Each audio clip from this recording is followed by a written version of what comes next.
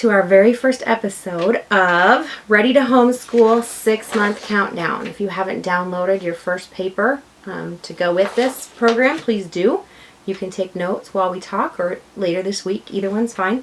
I would suggest getting a 3-ring binder or a folder where you can just keep every week's handout gathered together while you're doing this process with me.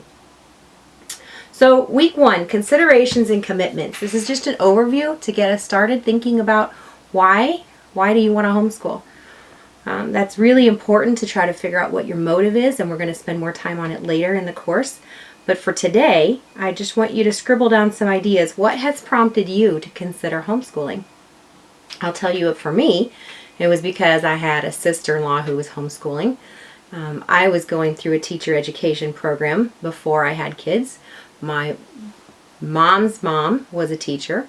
My dad's mom was a teacher. My dad's sister was a teacher. And so education was always very strong in our family. And I wanted to give our kids a really good education too. At first I didn't think I could. At first I thought it was really important for our kids to be in the public school and that I would just be a supportive classroom mom who came into the classroom and helped on a regular basis and got to know the other kids.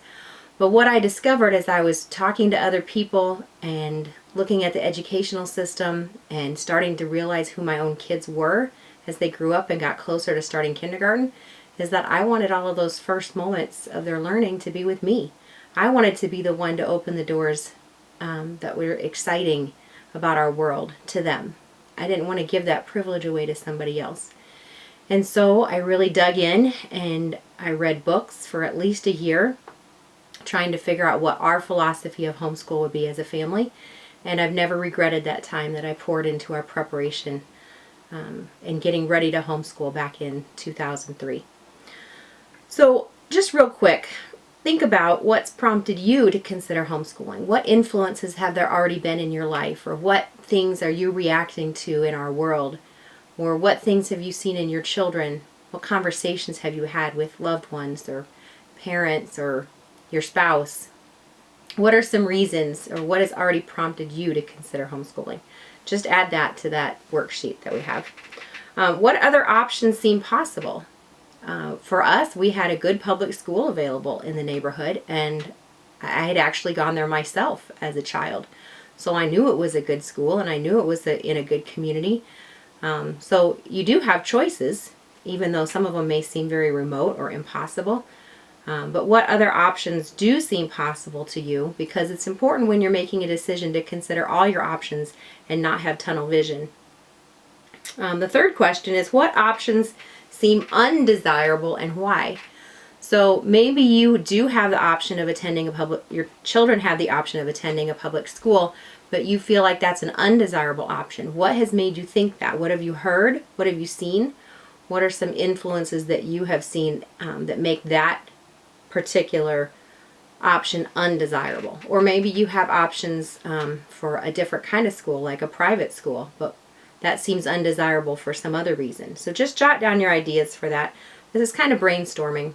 The next question for you to consider is, how much commitment can you make at this point? You're already involved in the child's life that you're considering homeschooling, so that's good. You already have some level of commitment, but homeschooling is an additional several hours a day commitment, not to mention all the mental energy that goes into planning assignments, thinking about behavior, because they're with you all day and you will see the good, the bad, the ugly. Considering possible mentorships, opportunities for them, field trips. Like, it is probably going to consume your life, at least while the children are super young. So how are you prepared to take your commitment to your child up a notch? What are some things that you're looking at over the next 6 months that you could let go of that will free up some more of your time to be available for your kids and their education?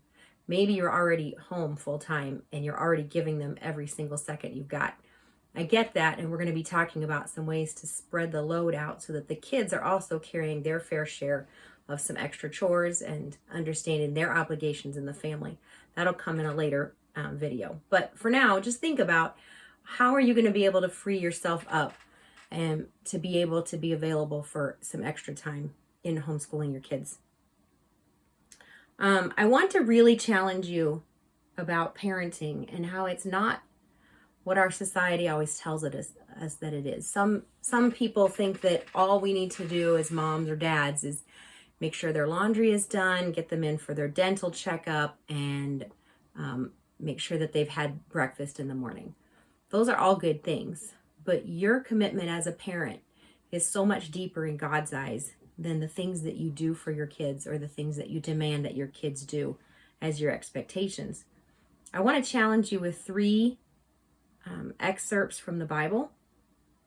I want to just tell you what they've meant to me in my life and give you a chance this next week to read over them and to think about what they might mean for you in your life. The first one is the mother of Moses.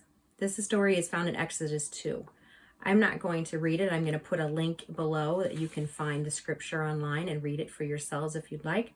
But I just want to remind you that Moses' mother gave him up to the Pharaoh's daughter, to be raised in a pagan culture, in a different society.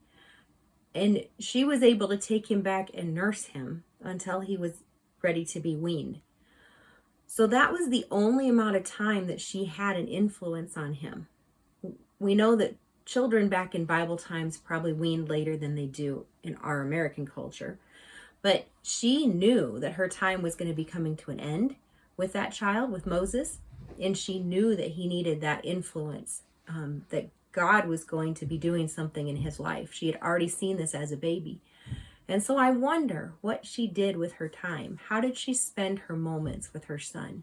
What are some things that she taught him that then later had an influence on his life? And the Bible's not clear on that. But when you read Exodus 2 and you think about it from a mother's point of view, it's very convicting about how I spend my time and what I'm trying to prepare my children for, as they all will have a purpose that the Lord has given them. Another child that had a similar experience in his childhood would be Samuel.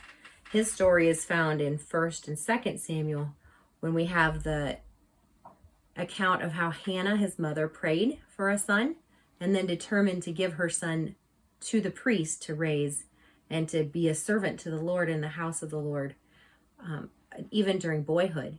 So again, what did she do? How did she spend her days with her young son? What are some things that she taught him and imprinted upon his young heart that carried him for the rest of his life? I know truly God carried him for the rest of his life. I know that. But I also know that he used the faithfulness of the mother, both in Moses' life and in Samuel's life, to give these children the best start that they could have possible. Along those lines, we have one other exhortation in John chapter 10. John chapter 10 is the part where Jesus is talking about being the good shepherd. And these I do want to read for you. John 10:11 says, I am the good shepherd. The good shepherd lays down his life for the sheep. The hired hand is not the shepherd who owns the sheep. So when he sees the wolf coming, he abandons the sheep and runs away. Then the wolf attacks the flock and scatters it. The man runs away because he is a hired hand and cares nothing for the sheep. I heard these verses referred to in one of our MOPS meetings when I was a much younger mom. My dear mentor, Sona Setian, is the one who brought these verses to our attention and was just challenging us to not put our kids under the authority of other people if we could help it. We, as the mothers and the fathers of these children, are the good shepherd for them. Not as good a shepherd as Jesus could be, but we are the ones who truly love our kids and want what is best for them. When we hire somebody out to take care of them for a few hours, to take care of them for hours on end at a job while we're at a job, or in the education system when we hire them to take control of their education, it is similar to the hired hand. Now, I don't want to attack public school teachers here or daycare workers at all. They do provide a wonderful service for our society as a whole. But whether you're considering what kind of protection and provision you want your child to have, they are always going to be better off spending that time with you as a parent or a grandparent who's invested in their life and wants to care for them. Hired hands do a good job when they are paid and when they are committed to their work, but hired hands are still not going to be the same care and diligence as a parent or grandparent who is eternally invested in that child's soul.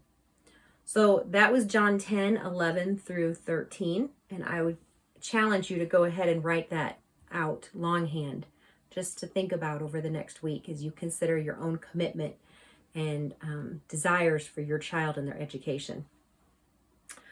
My goal for you in this series is that I will have 26 weeks of videos for you to watch that will prepare you to get ready to homeschool. If you're starting in January, you'll be ready to homeschool in the fall, in August. You'll even have time for a vacation in July. So take heart. I want you to watch them in order. Please don't skip ahead. I've purposely put them in the order that they are so that we can prioritize what's really important at the beginning and get some foundational things straightened out. And then the details that need to fall into place later will be much easier once we have the groundwork laid. So please watch them in order. And by week 5, we are going to be studying a book called Shepherding a Child's Heart by Ted Tripp. This is a book that I want to introduce to you and read with you and discuss with you on week 5. So if you don't have that book in your home, look for a way to get it through a library or borrow it from a friend, or if you need to purchase it, go ahead. I am going to go ahead and include the link at the bottom here, and I'm trying out being an Amazon affiliate. So if you order it through the link, I will make a very small commission. All right. That's it for today. I look forward to chatting with you next week when we try out week 2. Thanks for joining me.